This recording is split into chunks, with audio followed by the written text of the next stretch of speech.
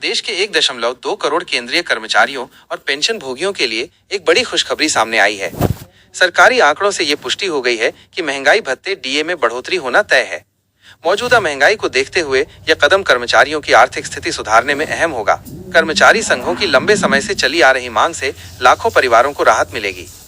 उपभोक्ता मूल्य सूचकांक के आंकड़े और गणना। अखिल भारतीय उपभोक्ता मूल्य सूचकांक AICPI के नवीनतम आंकड़ों के अनुसार मार्च में ये 143 अंक था। अप्रैल में ये बढ़कर 143.5 और मई में 144 अंक तक पहुंच गया। इस लगातार वृद्धि के आधार पर विशेषज्ञों का अनुमान है कि जून में ये 144.5 तक पहुंच सकता है। इन आंकड़ों के आधार पर 12 महीनों का औसत 144.17 होगा, जिससे महंगाई भत्ता 58.85% तक बढ़ सकता है। महंगाई भत्ते की गणना प्रक्रिया और नियम। 7वें वेतन आयोग के तहत निर्धारित फॉर्मूले के अनुसार महंगाई भत्ते की गणना की जाती है। इस प्रक्रिया में 12 महीनों के AICPI के आंकड़े और आधार वर्ष की आवश्यकता होती है। आधार मूल्य के आधार पर जितना अधिक उपभोक्ता मूल्य सूचकांक होता है, उतनी ही अधिक महंगाई के अनुपात में महंगाई भत्ता बढ़ता है।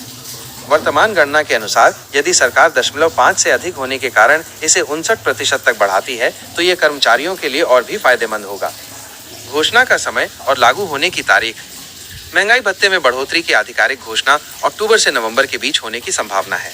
परंपरागत रूप से सरकार दिवाली से पहले इस प्रकार की घोषणाएं करती है। यह जुलाई से दिसंबर 2025 तक का अंतिम महंगाई भत्ता संशोधन होगा। यदि घोषणा अक्टूबर में की जाती है, तो जुलाई से अक्टूबर तक के अतिरिक्त समय का बकाया भी कर्मचारियों को दिया जाएगा।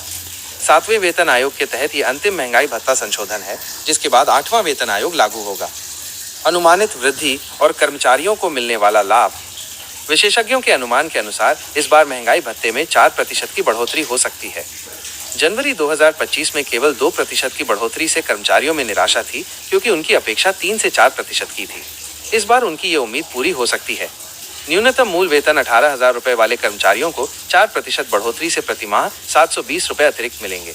वार्षिक आधार पर ये राशि 8,640 रुपए होगी। 8वें वेतन आयोग का इंतजार और दोहरा फायदा। केंद्रीय कर्मचारियों को दोहरा लाभ मिलने की संभावना है, क्योंकि 8वां वेतन आयोग अभी तक लागू नहीं हुआ है। इसे 1 जनवरी 2026 से लागू किया जाना है, जिसके लिए बकाया राशि भी दी जाएगी। यदि जुलाई 2025 का महंगाई भत्ता अधिक बढ़ता है, तो 2026 में 8वें वेतन आयोग में भी वेतन की अधिक बढ़ोतरी हो सकती है। कर्मचारी संघों का मानना है कि महंगाई के कारण ये बढ़ोतरी आवश्यक है और इससे कर्मचारियों के जीवन स्तर में सुधार होगा। पेंशन भोगियों को भी मिलेगा समान लाभ। महंगाई भत्ते की ये बढ़ोतरी केवल सेवारत कर्मचारियों तक सीमित नहीं है, बल्कि सेवानिवृत्त कर्मचारियों को भी इसका पूरा लाभ मिलेगा। पेंशन भोगियों के लिए ये राहत की बात है, क्योंकि बढ़ती महंगाई के कारण उनकी स्थिति काफी कठिन हो गई थी। महंगाई राहत की ये राशि उनकी मासिक पेंशन में जोड़ी जाएगी, जिससे उनकी आर्थिक स्थिति में सुधार होगा।